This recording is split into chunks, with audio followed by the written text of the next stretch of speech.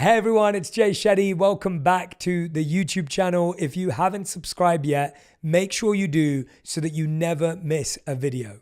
Mindfulness meditation can reduce cortisol levels by up to 25%, decreasing stress and inflammation. Long-term meditators have brains that are on average 7.5 years younger than non-meditators. Meditation can reduce the experience of pain by 40%, which is greater than morphine, which reduces pain by 25%.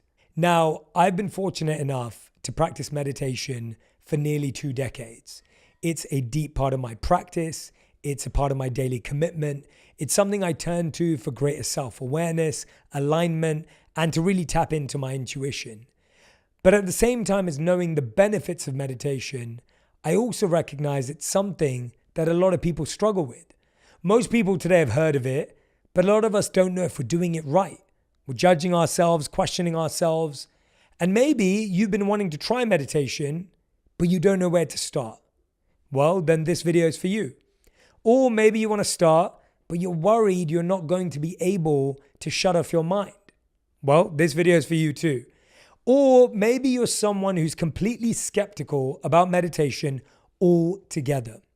Research shows that meditation can actually reduce stress and anxiety. It can improve sleep, enhance brain function, and help with emotional regulation. In my own time as a monk, I've seen firsthand the power that meditation has over your reality. And in this episode, we'll hear from top experts about how anyone can harness that power for themselves to improve the quality of their lives. I think for so many of us today, we're always on. We're always on the go. We're always on the move. We're always on top of everything. Meditation can be that reset, that break, that moment of the day that is just for you. It's that scheduled time to give yourself a little bit of a break, to give yourself a little bit of a reset, and to give yourself a moment of peace and calm. It's something I know I turn to all throughout the day just to get ready before a meeting, just before I walk on stage, or just before I go to bed, to make sure that I maximize and improve that moment of my day. So let's get into it. The #1 health and wellness podcast. Shetty. Shetty. The one, the only Shetty. In this first clip, Dr. Joe Dispenza shares data-backed insights about how meditation affects the brain and body and the incredible healing power it can have. He explains that lasting transformation happens when you consistently train to shift your internal state with focus and intention. Dr. Joe Dispenza shares how meditation helps shift the body out of stress and survival mode and into a state of healing, acting like your body's own medicine by calming the mind, balancing emotions, and supporting physical recovery. He shares powerful stories of people reversing chronic health conditions through consistent practice, proving that when you change your inner state, you can actually influence your biology and immune system. Whether you're feeling stuck in stress, burnt out, or emotionally overwhelmed, Dr. Joe Dispenza explains how even small, repeated moments of mindfulness can rewire the way you think, feel, and show up each day. Change might not happen overnight, but that doesn't mean it's not happening. Meditation helps you stay in motion, create new patterns, and build a new reality from the inside out. Let's take a listen to what Dr. Joe Dispenza has to say. We've done the largest studies on meditation that have ever been done just because we have a community of 1,800 people that come to an event that are going to be getting up at the same time, doing the same thing, pretty much eating, making the same food choices, in pretty much a big laboratory, right? And so our discoveries in working with 1,800 people in measuring brain waves, their brain function before and after the event, measuring their gene expression before and after the event. We're measuring 2,882 metabolites in their blood. We're measuring DNA expression. We're measuring urine. We're measuring saliva. We're measuring the energy of the room. We're measuring everything. And meditation in a sense that it's not in the traditional way. What we do is we look at what really works. We're actually looking to say, well, that's something that we can actually see a change in. So we teach meditation 3 ways: to become familiar with your old self and to become familiar with your new self. That's what the word meditation means, familiarization, to become familiar with. So we use that model for change. To slow your brain waves down and get beyond your analytical mind is meditation. And you teach your body how to do that. And we've discovered a formula that simply makes it very easy for people to do it. You practice it, you'll get good at it just like anything else you practice. So to get beyond the analytical mind is another way to reprogram ourselves. And then meditation is really about getting beyond your body, or disconnecting from your body, disconnecting from your environment, and forgetting about time. And that is that eye of the needle where we begin to make the most significant changes. So we're data-driven. We're really looking to see what it is. And when we see brains respond in the same way, it helps me enormously to teach the material better. And so the more people understand what they're doing, and the more they understand why they're doing it, the more naturally the how becomes easier. And nothing is left to conjecture. If nothing is left to superstition or dogma or even spiritual, traditional words, use science as the contemporary language to demystify that process. You need to give people numerous times to overcome themselves and numerous times to connect. Sooner or later, you'll start watching transformation right before your eyes. And so one of the cool things that we've discovered is that we have so much compelling data to suggest that you're greater than you think, more powerful than you know, more unlimited than you could ever dream. We have compelling data to suggest that your nervous system is the greatest pharmacist in the world, that it makes drugs that work better than any drug in a drugstore. A drug study is about 18 to 25% cause and effect, causality. Our data is between 75 and 85% cause and effect. This is a person creating their own pharmacy of anti-inflammatories, their own pharmacy of anti-carcinogenic chemicals, their own pharmacy of pain relievers. We're seeing this over and over again. So we have this incredible data that says that this is no longer pseudoscience. This is really science. The side effect of a person's transformation has changed my belief in what's possible. I have seen people stand on the stage with stage 4 cancers that were in every single organ in their body that metastasized, and they have no sign of cancer in their body. And we have data that suggests that you put the blood of an advanced meditator and a uterine cancer cell, a pancreatic cancer cell, 70% of the mitochondrial function in the cancer cell is diminished. And the mitochondria is the energy packets of the cell. It's taking energy out of the cancer cell. It works perfect with what we're seeing with the testimonials that people are telling around the world. We've seen blind people see, we've seen deaf people hear, we've seen people with spinal cord injuries walk again, we've seen ALS change, we've seen all kinds of unbelievable health conditions changed by a person simply changing the way they think, the way they act, and the way they feel. How long have you seen certain things last? Like, how much does the practice have to continue daily to sustain impact? Because I feel that, this isn't, as isn't a one-off thing, and that isn't what you're encouraging. Like, this is the experience of when someone's coming to a retreat or an event, they're having this incredible experience, but then do you measure how people continue to practice? Yeah, it's important. Yeah, it's super important for us. And of course, we have mounds of data, but let's see if I can say this as clear as I possibly can. When a person has that arousal, where they're feeling that elevated emotion, and their eyes are closed, they're in a room with 1,800 people. There's music playing in the background. They're not eating, they're not smelling, they're not tasting, they're not moving about and feeling. On some level, they're having an inner experience, right?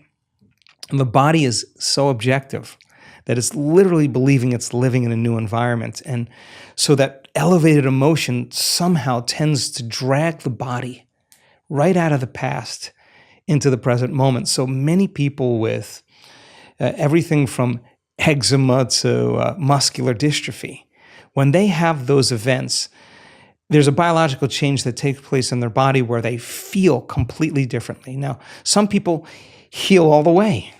Some people are out of their wheelchair and they're walking again, but they're limping. And that doesn't mean it's over. It just means they made contact or they hit gold. And so there's varying degrees that we see. We've seen people for 7 years work on a terminal health condition. It took them 7 years to heal that health condition. Some people it takes 2 years, 3 years. Some people, they do it in 3 months. There's no predictable menu that we can say it's this way. Now, when people have those more profoundly aroused states, it seems like their change is much more immediate and much more permanent. But for the most part, we see people's response pretty dramatic. Now, it's also important to say that we have seen people heal from terminal cancers, stop feeling those elevated emotions and return to responding to the circumstances and conditions in their life and return back to the same personality. The same personality is the same personal reality. And their body's believing it's living in that same environment, and they're feeling the same way, and they're in the habit of acting the same way and thinking the same way. And lo and behold, the condition returns. We've seen people heal themselves of Parkinson's disease more than once, have one response to some very serious event in their life that produced a very strong emotion.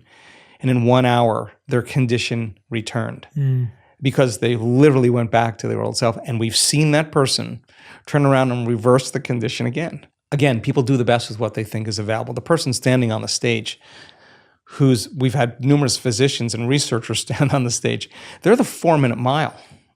They're telling the community, I'm the example of truth.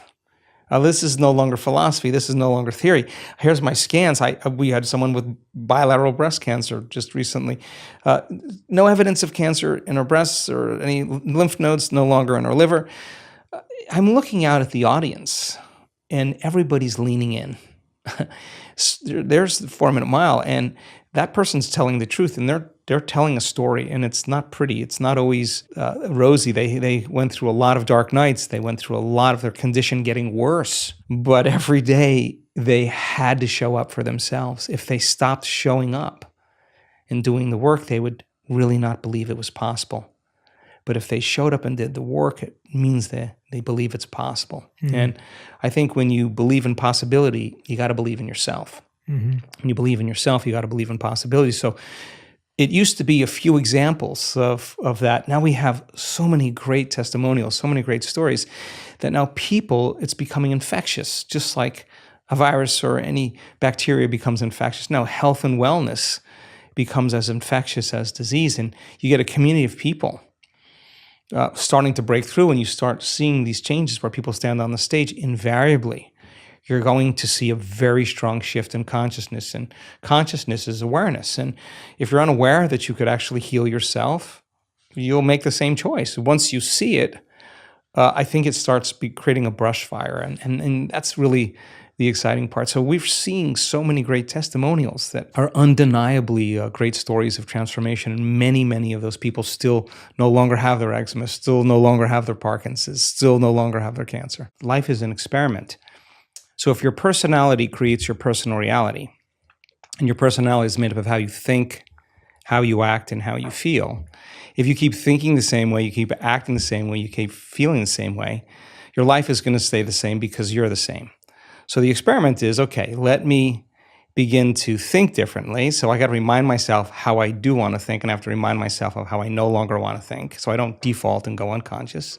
Let me remind myself how I'm going to behave so that I could actually get my behaviors to match my intentions. And let me remind myself of how I'm going to feel. If I'm able to succeed in that day, then there should be some change in my life. It's the experiment. And if it doesn't change, that doesn't mean the law doesn't work for you. It's just you're not that good yet. You just got to keep practicing, right? So the act of disconnecting from your life long enough to remind yourself of who you do want to be and who you no longer want to be, that experiment then is the experiment called life. Our next clip is from the rapper Big Sean. Now, if you answered my question earlier that you want to start meditating, but you're worried you won't do it right, this next clip is for you.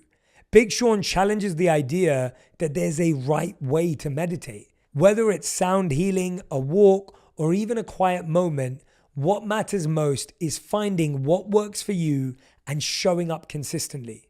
There's no wrong way to meditate. The intention matters more than the method. Over time, consistent meditation deepens the connection to self and increases impact. Big Sean describes his meditation practice as a deeply spiritual experience using visualization, energy work, and body awareness to realign himself. For him, it's not just about stillness.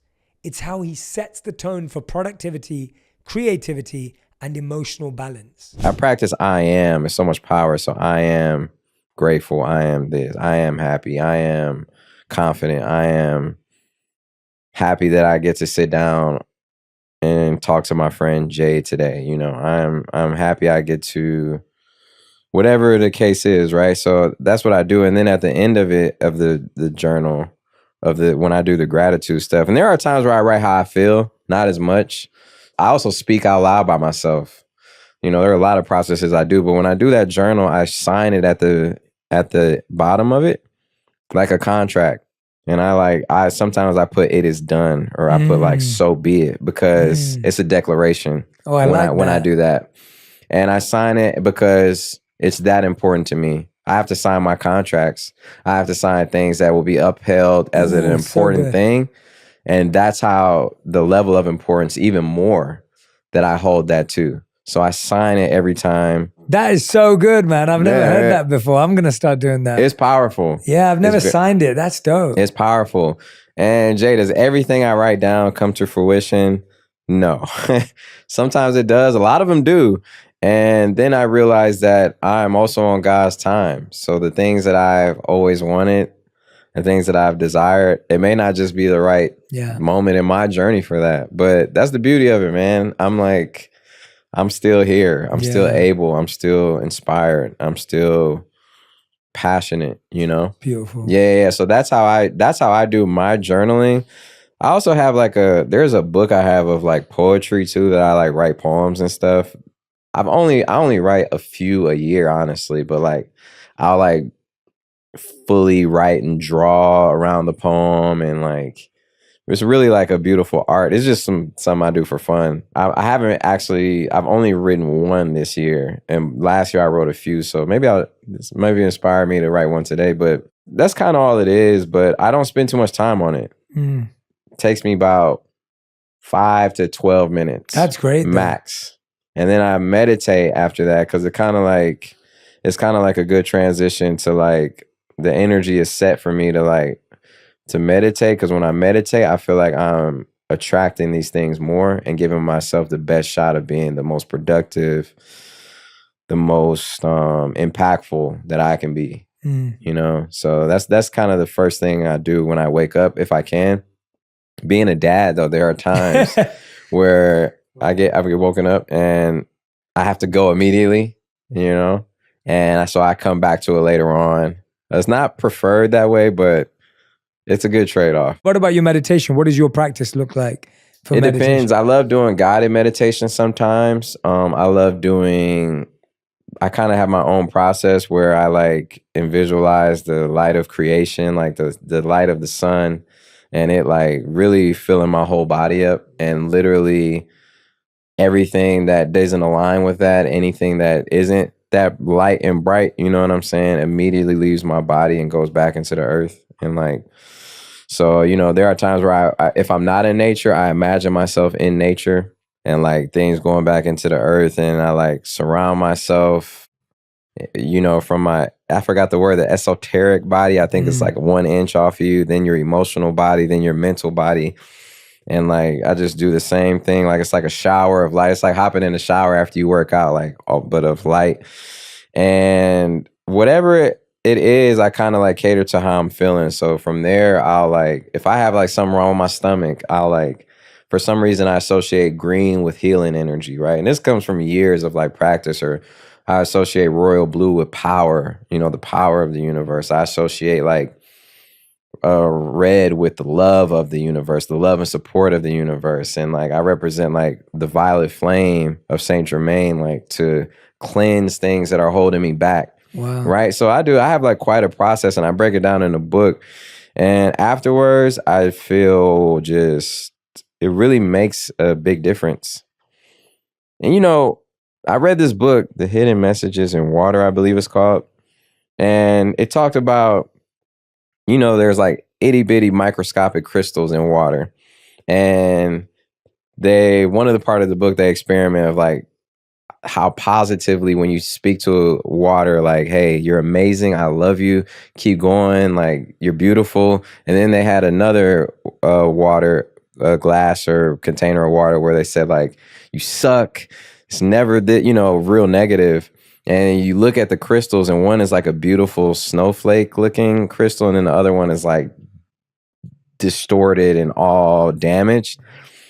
And we are 70-80% water. So these things, when you write these affirmations down, or when you say them out loud, or when you journal, these things have a real effect on you tremendously. Like scientifically, it's not even like a woo-woo type of thing. It's not even up for debate. You know what I'm saying? It's literally scientific for the people who are more, you know, need the proof, as opposed to, you know, more analytical than like opinion based. So I just want to stress the importance of it. It really is. And by the way, the most honorable people that I've met, and like what I consider to be successful, and I don't mean richest, I just mean successful in like the impact, what they're doing, how they are. Yeah. They meditate. Yeah. They all, you know, from my favorite rappers down to you, you know, down to anyone who I just really admire. And you can meditate in your own ways.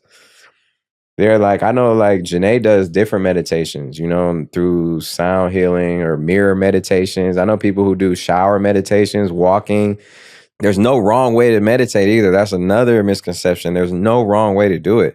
The fact that you take the intention out, or if you focus on your breathing, the fact that you take the time out to be that conscious of yourself, over time, you will get more and more into it. It's like anything you do, and you will see the effects of it. Next up, Acton Smith, the founder of Calm, reflects on how much the perception of meditation has shifted. And I remember these days.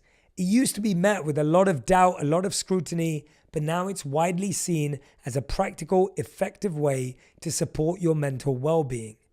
Early on, people thought meditation required robes or lengthy silence. Now it's understood you can start with just one conscious breath. In a world designed to distract you, focus is power. Meditation can help you improve your attention and reclaim the power within you. When you're not aware of where your attention goes, it's easy to slip into autopilot. Meditation can help you stay present, avoid distractions, and make more intentional choices with your time. In the early days, when we'd go to parties and tell people we were building a meditation app, we'd get one of two reactions. One is that they'd back away from us and make any excuse to go and talk to someone else. The second was that they'd be like, oh, I've heard of that. I've tried it, but I can't do it. You know, my mind is far too busy. And it has been extraordinary how that has shifted over the last decade. Again, this is connected to mental health. Do you remember how stigmatized it was? No one talked about it. Could you imagine telling your boss you were struggling with your mental health years ago? It wouldn't have been a good move. And for most organizations now, that has changed dramatically. I think it was because people did have so many misconceptions about meditation. There were so many myths associated with it. I think they thought it was either religious or connected to the counterculture. They thought they might have to dress up in robes or go to a different country or sit for hours and hours in an uncomfortable position. And we just wanted to let people know that that is not true. You can literally start with one mindful breath. If you don't have time to meditate for a minute or 10 or longer, literally start with one conscious mindful breath and then build your practice from there. In this next clip, Vishen Lakhiani, the founder of Mind Valley, shares how meditation has helped him heal physically and stay grounded through life's ups and downs. His story is a powerful reminder that meditation isn't just about calmness. It's about growth, resilient, and finding your center when life feels chaotic. Vishen shares how he used meditation to heal severe acne as a teenager, and how that experience sparked a lifelong fascination with the mind-body connection. Through the Silva method, he discovered active meditation, a structured form of inner work that turns life's challenges into step-by-step problem-solving opportunities. He explains the difference between daily meditations that keep you grounded, like his 6-phase method, and more tactical techniques used to solve specific issues. For Vishen, meditation isn't about escaping problems. It's about engaging with them directly and using your mind to heal, grow, and create real-world results. I think everyone can remember or has a distinct memory of their first meditation experience. What was your first meditation experience ever? Do you remember it? Like the first time you were ever introduced to any form of meditation? So the first time it happened to me, I was 14 years old. I was a young kid in Malaysia. And I decided to try a form of meditation that I learned from a book called The Silva Method, a really old 1960s, 1970s book. Back then, I was 14, so must have been like 1990. There was no internet in Malaysia. We had 4 television channels. So really, to pass the time by, all I did was I would browse all of the books on my father's bookshelf. And I discovered this book called The Silva Method. Now, the book captivated me because it spoke about how the mind can heal the body. What was happening to me back then is I was having a really horrible skin problem. My face was covered in acne. I had very little confidence. I considered myself ugly. I had difficulty making friends at school. You know, even if I liked a girl, I had no confidence to even talk to her. And so when I read in this book that the mind can heal the skin, I was game on. I want to figure this out.